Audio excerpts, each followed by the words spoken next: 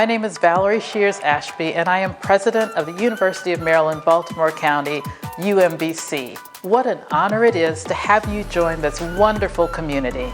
The one message that I have for you as you embark on this life-changing experience is that you belong here. You may be saying, now how can she say that with such assurance? She does not even know me. Well, I can tell you because UMBC is a place that welcomes all inquisitive minds.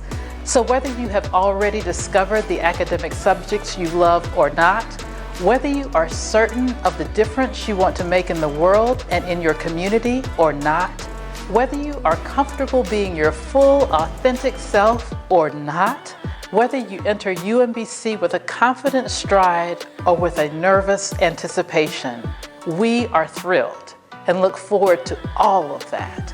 Inclusive excellence is important. It's one of the core values here at UMBC, and I have found that people really are genuinely committed to that concept of inclusive excellence. And when I think of inclusive excellence, I think of having a space where students in particular are able to thrive, they're able to show up as their authentic selves, they're able to express themselves, they're able to learn in an environment with diverse students around them, diverse faculty, hear different perspectives, exchange different opinions, thoughts, and ideas, and learn from others around them. Each of you belongs here and makes our university a vibrant, evolving, alive community. We are here to support you, and we are honored that you have chosen UMBC for this journey. We welcome all of who you are and all of who you are becoming. Your story belongs here.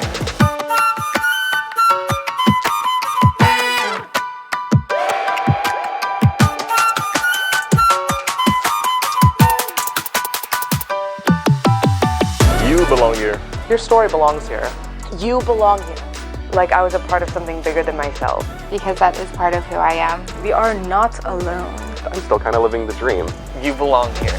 Your story belongs here. And you belong here.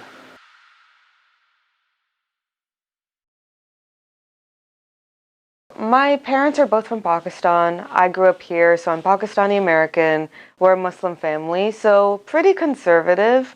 So I was excited about college because you get to choose what time your classes are, and I was so excited to be able to drive to campus and live my own life to a certain degree. I was excited for this sense of freedom. Even though I was still living at home, I would be able to escape for a little bit. My first semester, I just felt like I was still not very much in control over my circumstances because right after my class would end, I knew I would have to come home. Sometimes I would just be expected to be home even though I didn't have any responsibilities, and I felt like I was restrained because I wasn't able to meet other people or pursue clubs or anything or just have access to the resources that are available on campus.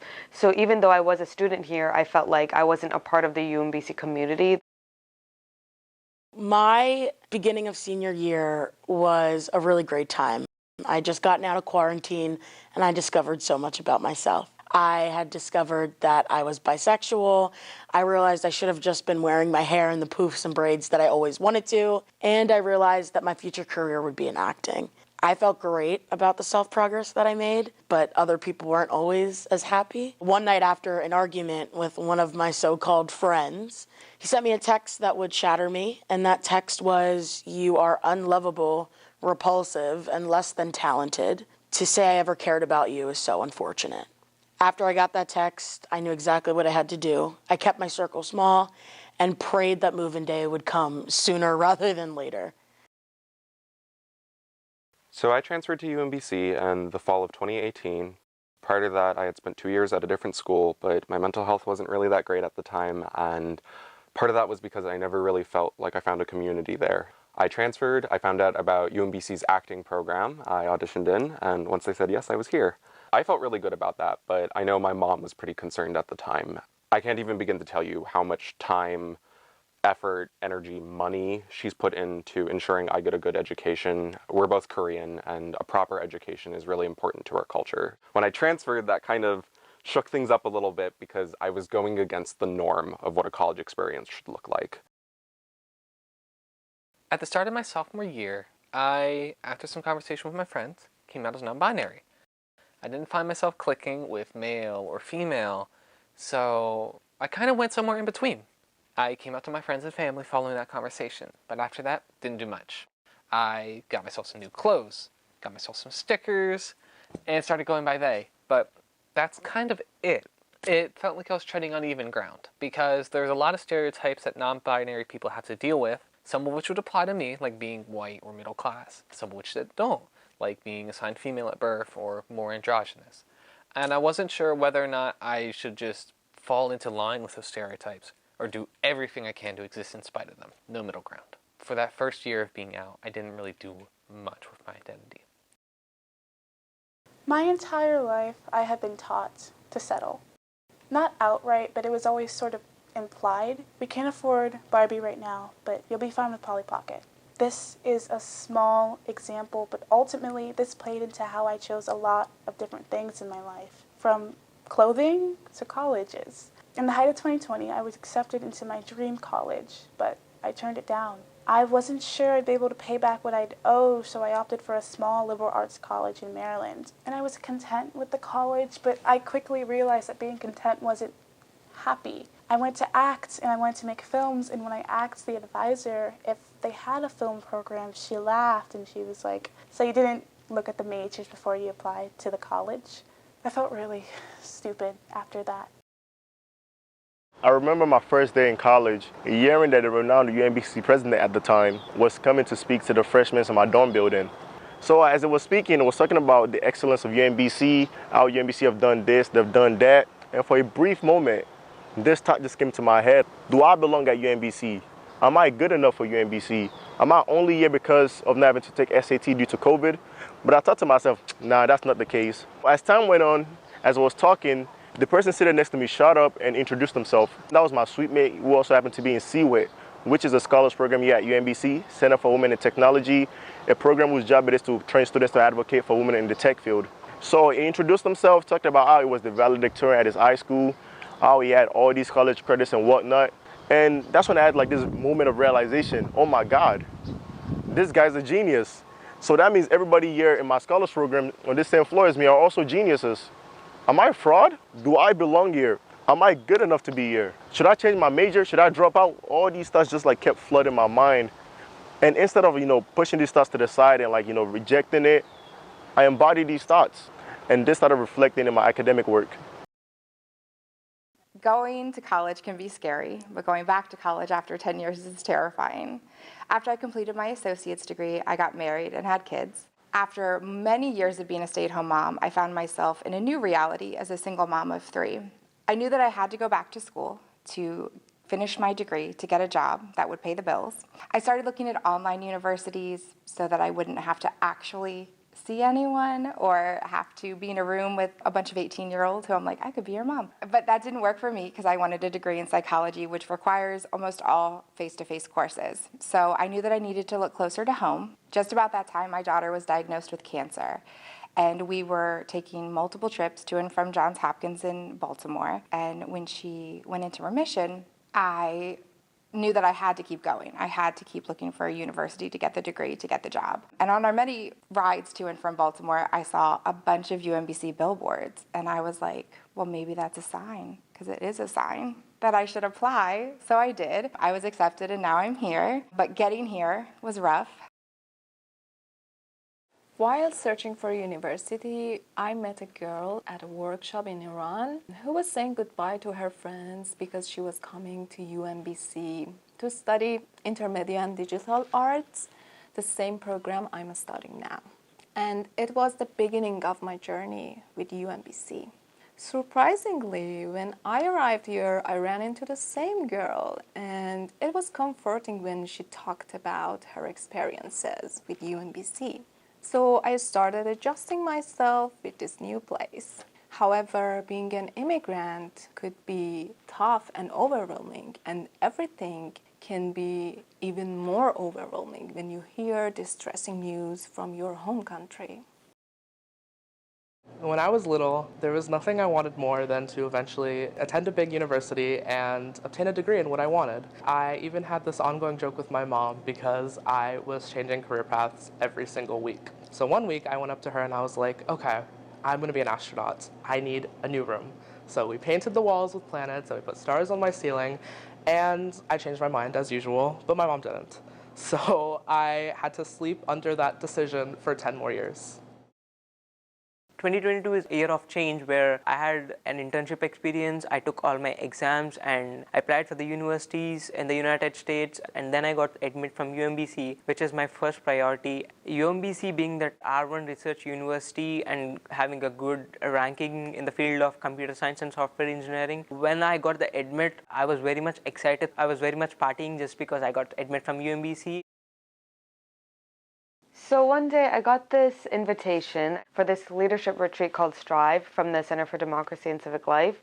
I had no idea what it was. All it said was it was a leadership retreat helping to shape community leaders at UMBC. They were keeping it obscure to maintain an element of surprise. It was going to be held in the mountains in Frederick, but we had no idea what to expect. I got on the bus, I sat towards the middle, and an unfamiliar face sat next to me. He had his mask on, I had my mask on, so we had no idea what each other looked like. All we knew was that we were just being taken into the mountains. The organizers of the Center for Democracy and Civic Life weren't even on the bus with us. We were joking around that we were about to get kidnapped. Moving day finally arrived, and I was so ready to leave behind the pain and hurt of the past and start chasing my dreams. But speaking of pain and hurt, my stomach was in knots. On the ride up, I kept thinking, what if this is just going to be another high school? What if this is just a repeat? What if I'm not talented? What if no one likes me? I mean, how am I supposed to live without my mom? How am I supposed to live without my dogs? And all of those thoughts just flooded my head. But we arrived at UMBC, and it was great. We moved in, we checked in, people were really kind, and me and my mom cherished our last moments together. Before she left, I told her that I was nervous. She gave me a hug, and then she put her hands on my shoulders, and she looked me dead in my eyes and said, Francesca Marie Parker, you are going to be fine. You've always been fine. And because she used my government name, I guess I had to believe her. Well, 30 minutes later, my mom would be correct, because in a Welcome Week icebreaker circle, I had said that I wanted to be an ingenue, or a leading lady in a theater show. And the person next to me replied to that with a and a rad little head nod. And I knew that that was my first friend.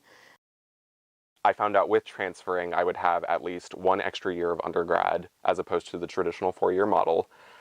Unless I did this exception, which was taking maximum credits every semester until I graduated. For context, full-time at UMBC is considered 12 credits, which is about 4 classes a week. Max without permission is 19. I was taking 22 a semester. So needless to say, I was overworked. Really, my days consisted of me running back and forth across campus. I wouldn't get home sometimes until 11 o'clock, sometimes midnight, and I would still have homework. It was really a case of, am I going to eat tonight or am I going to go to bed? A lot of the time that manifested in me falling asleep in class. I remember I would wake up just folded over these tiny little desks, and I would feel so guilty, you know? With that, my grades were slipping, and I had friends, but not really time to socialize with any of them, so college in general just became this thing that I was so intent on getting done that I wasn't really present for any of it. So about a year after I came out, it was time for my junior year to start, and I was having a repeating conversation with my mom. I've never exactly been a social person most of my life, and my mom wanted me to start taking steps to change that by going to join some clubs on campus. She also thought it'd be good because even though I had been out for a while, we didn't really know how to move forward. So I started looking for some clubs on campus, and that's how I learned about the Pride Center, located in the University Center, right at the center of the campus, and the events they would be doing called the Small Sensible Chill Night. I decided I would go check it out to get my mom to back off. I'd meet some new people and never talk to any of them again. Get out of class, nice cool fall evening, pop in there, and I'm surprised to be greeted with this. Very chill atmosphere, dim lights, not a lot of people, and everyone's just sort of lounging around, listening to music, playing board games, and all I was thinking was, I can absolutely work with this for a night. So I pop in, introduce myself, and just join in on the activities. About an hour or so later, it comes time for me to leave and head back to my apartment. And there was still a voice in the back of my head saying, you don't need to go back, you're done. But I did go back next week, and the week after that. And then I started hanging out with them outside of that, going to the mall, just hanging out at the Pride Center, or checking out the Pride Week on campus. It was subtle at first, but I was coming out of my shell. and starting to feel more comfortable, not just with the people around me, but with myself.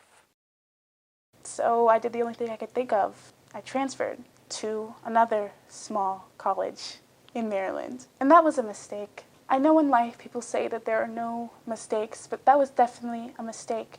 I felt so isolated at that school. I wasn't acting and I wasn't making films. Well, I was acting.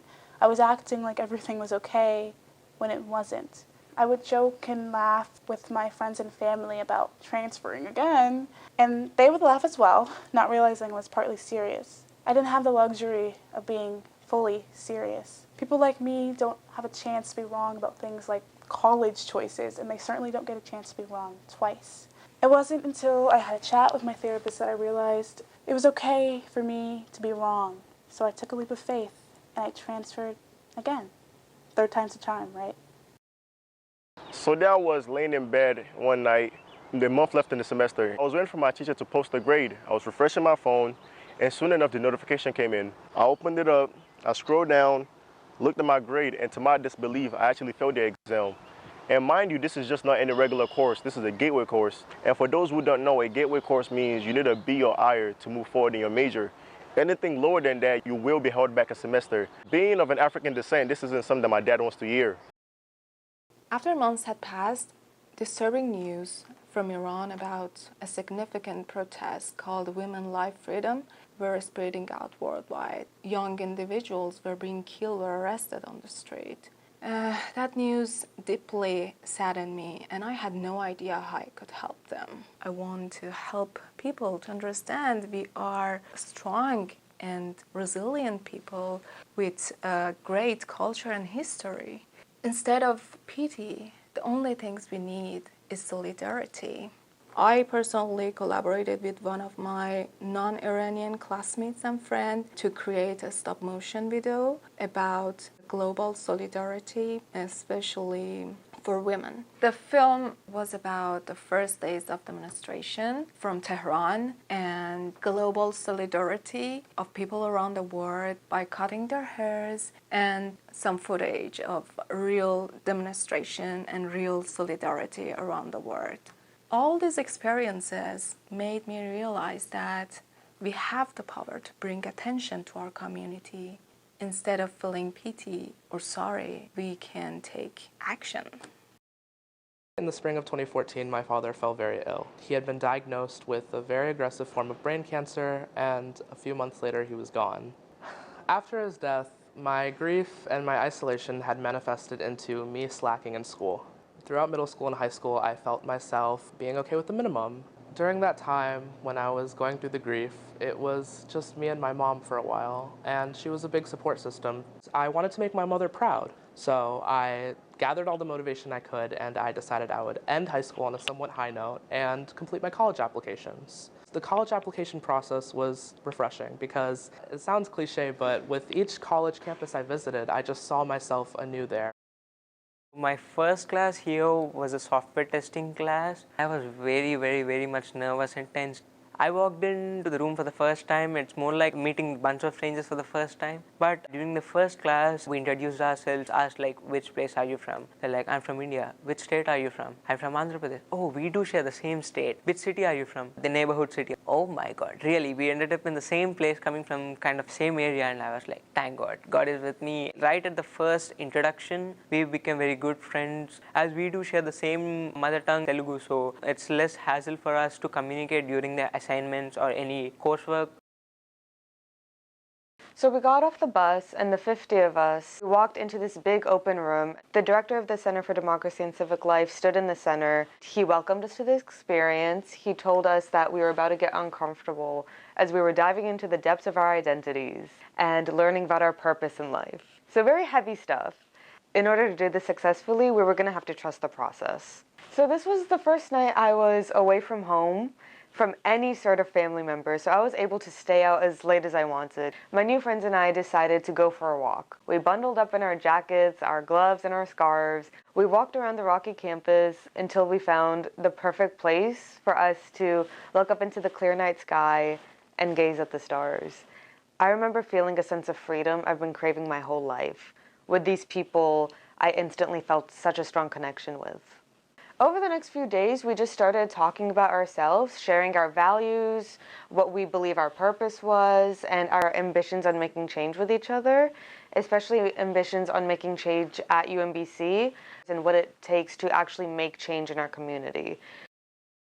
They introduced me to two of their roommates. Those two roommates were also in the arts, in graphic design and dance. We just clicked. I was just happy to be around people that were creative. Meeting all of them felt like I was meeting little parts of me. Like, I love animation, I love film. Like, even though I don't do those things, that's like something I love. I used to dance, I danced for 10 years. I never had to explain myself, and I think that's what made our friendship so beautiful. We were inseparable. We ended up rooming together our sophomore year, and we supported each other. We had what we called roomie debriefs, where we would talk about the day. Maybe a Starbucks order was done wrong. Maybe we had a bad test.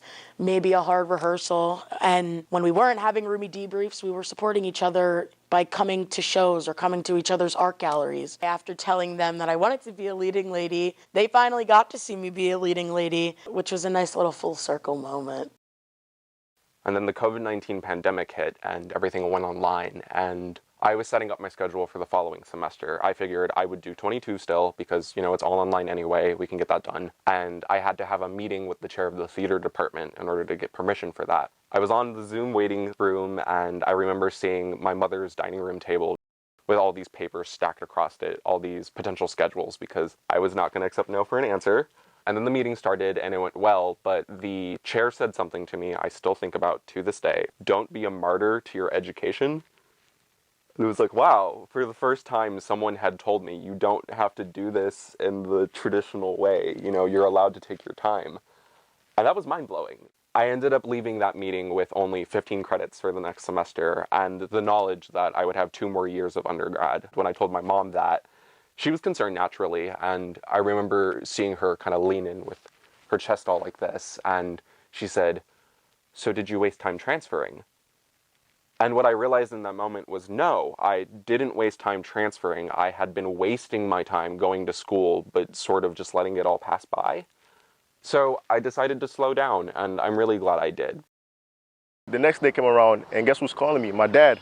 I picked up the phone and said, "How you doing, son? I hope everything is going well. You're doing well in all your classes." I was like, yeah, I am. Just knowing that I'm lying to him because I'm actually feeling an important course. As the conversation was ending, my dad said, "Just remember to stay focused and put God first in everything you do." So as the call ended, I thought to myself, this is a little bit corny, but I felt like that's as good as any time to actually apply it to myself. So, you know, I took the advice of staying focused and putting God first, and I went back to my room, opened up my notes app. I was putting out everything I needed to do, going to the tutoring center, going to office hours, watching YouTube videos, doing this, doing that. Anything I can just do to get my grade up. And wouldn't you know it, the end of the semester came around, and solely of applying the advice of staying focused and putting God first, I was able to actually get my grade up from a C to a B in just the span of 1 month and pass the class. I went to orientation and then to a commuter and transfer welcome day hosted by Off-Campus Student Services. Coming back to college, or coming to college in general, you can reimagine who you are. You can be whoever you want because nobody knows your history.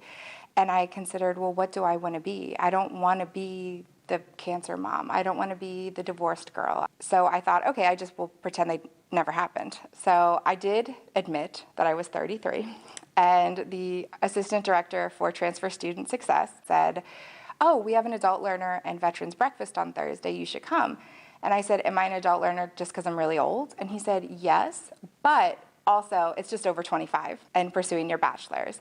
And I said, "Yeah, I'm definitely going to come. That sounds so great." And I wasn't going to go. But I think he sensed it because he looked me dead in the face as I was leaving and said, "I will see you there." And I knew it wasn't an order, but it really gave me the courage to go, knowing that somebody knew me and was expecting me. The day finally came where I decided to visit UMBC, and I instantly felt a connection with the campus, so I committed. Prior to attending UMBC, I was nervous. I was a little nervous that I was going to fall back into those habits I had in high school. But during the application process, my mother had encouraged me to apply to a living learning community. I decided that I would apply to the Shriver Living Learning Community. Students live together on a shared floor and regularly meet in a classroom setting in order to discuss whatever the focus is. Through the Shriver Center, you are able to volunteer and apply what you've learned, and through service, you are able to volunteer and to bring tangible change. And this was something that I connected with. I was asking every person whom I meet, are you good at ping pong? Are you interested in ping pong? They were like, what is ping pong? I never played it. I met this friend at the gym. We used to wave at each other for 1 month straight without knowing each other's name. He invited me to the game room. I was waiting for this question, and when he asked me, I was like, okay, I found the one. The first day it was like he was just testing me. After half an hour or something, he said, okay, you're good at the basics, you need some practice. Whenever you find time, just ping me, we can hit the game room together. The game room was more like an escape room for me, where I used to forget everything behind the door of the game room and focus only on the table and the ball. I need to find another person who's hitting the badminton. I'm interested in it and used to play back in India. Don't stress too much, don't get nervous too much, you can do it. My growth wasn't really put into context for me until after my junior year ended. I was in a video call with some friends when one of them told me, Morgan, going to that first chill night completely changed the course of your life. And she was totally right. I felt like I was more comfortable exploring my identity as a whole, especially my gender identity. I was able to start medical transition, change my name to something that suited me, but most importantly, define myself outside of any stereotypes and really just be myself. And outside of that, I had the confidence and energy to work on myself beyond just figuring out my gender. Came to terms with being neurodivergent. I started to find myself more motivated to succeed not just in my classes, but in my life, and to deepen my relationship with my friends. I can't say it's all been perfect. There's been a lot of academic struggles, social life issues, and mental health struggles. But tell me one college that won't have that. What they might not have is what UMBC gave me, which is a support network that has never left me and become so important to me. With them, I felt like I could get through anything. And that's just what I have to say to everyone watching. If you were like me at the first and you don't really like putting yourself out there, do the best you can to try. And someday you'll become the person you were always meant to be. So after that semester was over, I thought about what my grades look like and what my life looked like if I actually applied that advice of staying focused and putting God first to my whole life in general. I still felt like something was missing, and that missing piece was CWIT, an organization that's given me so much, from C&D one-on-ones monthly to even providing me with a mentor of my own. And I felt like what better way to give back to CWIT than by becoming a mentor in the program myself. And that's exactly what I did. I became a mentor in CWIT, looking after freshmen and giving them advices and making sure they don't make the same mistakes that I made in my freshman year. And just looking back at my life, I feel like it's so funny, from going to the boy in the basement of Chesapeake that was so timid, to not only now introducing myself to the new president of UMBC, Dr. Kiirstn, but to also talking to the governor of Maryland, Mr. Westmore. It's okay to doubt yourself, but never let your doubt define who you are. No matter how low you are in life, find a way to get back up, stay focused, and keep pushing. The UMBC has provided me with the community and the support that I needed. Next semester, if any of you freshmen have any questions, you can always reach out to me if you see me around the school, and I'm more than willing to provide you with the support that UMBC has provided for me. Thankfully, that time I remember UMBC reached out via email offering assistance to Iranian students who may need someone to talk to. I discovered every nation has its own association at UMBC. It was a great discovery. We are not alone in our experiences during our education here. I discovered my association, Iranian Graduate Student Association, IGSA, made significant contributions to the protesters in Iran. In March, we received an email from IGSA inviting all Iranian students to celebrate Iranian New Year. When I arrived, many people had come, including non-Iranian friends. I have vivid memories of that time when everyone was enjoying the celebration, and it was touching to see people who are not from Iran were interested in our culture by taking photos around our Hafsin table, which is traditionally displayed at Nowruz. They were dancing with our pop music to unite with us. all moments like that make me satisfied of knowing that we are more than media portrayed. And as international students, immigrant, and artists, I believe that it is important to rediscover our bonds with our culture. I'm glad to say that UMBC provides a supportive atmosphere for expressing our true identities. When my mom was driving us up to UMBC, I was so nervous, but as she stopped to ask for directions, the nervousness just dissipated. I saw someone that looked just like me giving the directions back to my mom. I wondered what else UMBC had to offer. I figured out a club called Girl Power, a club called Black Student Union, and a club called MTC, which stands for Musical Theater Club. All of these clubs helped me to act and make films. It also led me to find a professor-led study abroad in Rome, Italy, which will help me to learn how to take better photographs as well as learn about art history. I've never been on a plane before. My mom got on her first plane when she was 32. I'm 21. So don't let anyone tell you to settle. There are people here and there are scholarships that will help you to go where you want to go. So take that leap of faith. You'll never know where you land. That night, I had gotten to my dorm and I had sat at my desk and pulled out my lamp and opened my computer to go on Blackboard and check out my syllabi for the courses I'd signed up for. And to say that I was overwhelmed is an understatement. I didn't know how I was going to do this. But I had a moment of clarity and I decided I'm going to do something I've never done before, and that is use a Google Calendar. So I opened up my little Google Calendar and I threw the due dates in, and I was just like, let the semester go by. And to my surprise, it worked. I had gotten through my first month of college with some ease. Fast forward to the end of the school year, I had done stuff that I never thought I would have achieved in college. I'd picked up a statistics and biology minor, and I was maintaining a GPA that I was finally proud of. And I was maintaining a social life, which is possible. Put down the book, go have fun. So to me at 17 years old, I would like to say, hang in there. Life dealt you some hard cards, and it's going to be okay. But to me at 10, I would like to say, welcome back. Use your Google Calendar.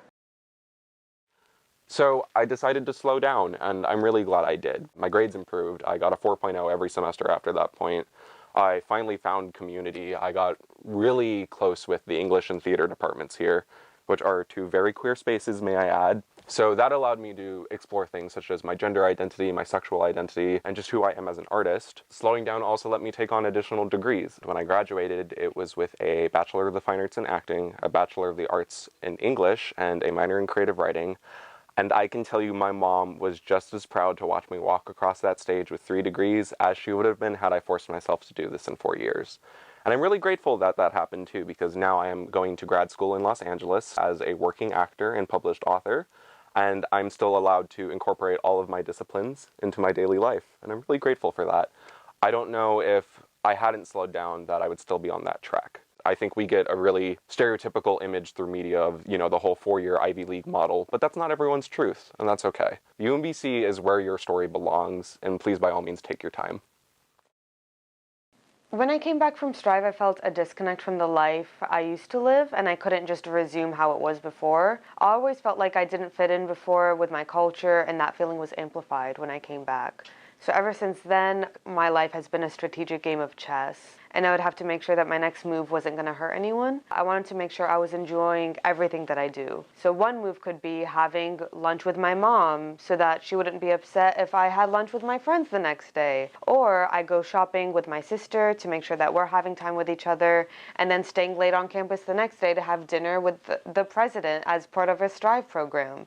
Because I genuinely feel an attraction to being on campus, being with the family that I've made here, and also making change in whatever way that we decide to do that. This upcoming fall semester, I'm going to be working as a Strive coach, so I'll be on the other side watching the participants go through the transformative experience that I was in. And I'm really excited to do that because I'll be able to shape their experience and hopefully bring out qualities within themselves that they didn't even realize they had. So there I was, 7 days into my first semester. I'm getting off the elevator on the 3rd floor of Commons into a waiting room full of people. And I'm wondering if these are just random students or students like me. I assumed they weren't students like me because I assumed I'm the only one like me. So I went over and sat down while I waited for the dinner to start, and I went to pull out my phone, like I was busy, like I was cool, I had people to call, and a chipper voice says, "Hi, I'm Sophia." I looked up into a smiling face, and I was so relieved, and I was like, "Hi, I'm Megan.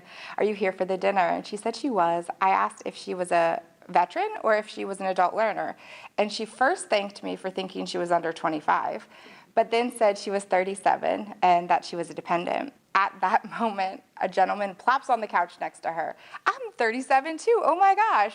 So that's how we met Billy. He also was a veteran. We chatted a little, but then when the doors opened to Skylight, we went in for the dinner. We sat at a table together, and as we sat there, we discussed things like our career, hopes, and our degrees, but it was pretty surface. I realized that if I wanted to have authentic friendship, I was going to have to share more of the pieces of myself.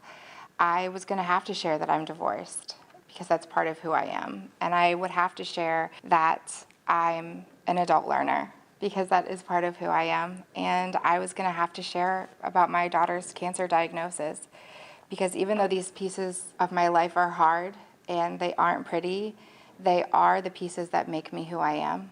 And when I put them in place, I realized that they belonged here the whole time.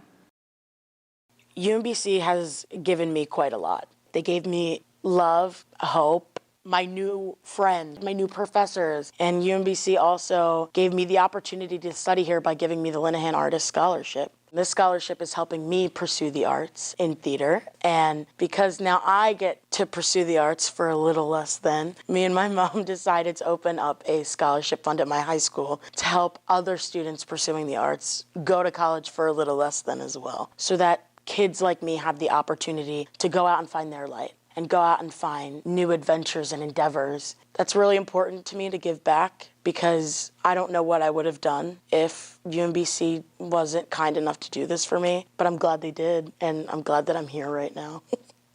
So, Mom, I am fine. I think I just needed a little light to see that, and UMBC has given me the sun.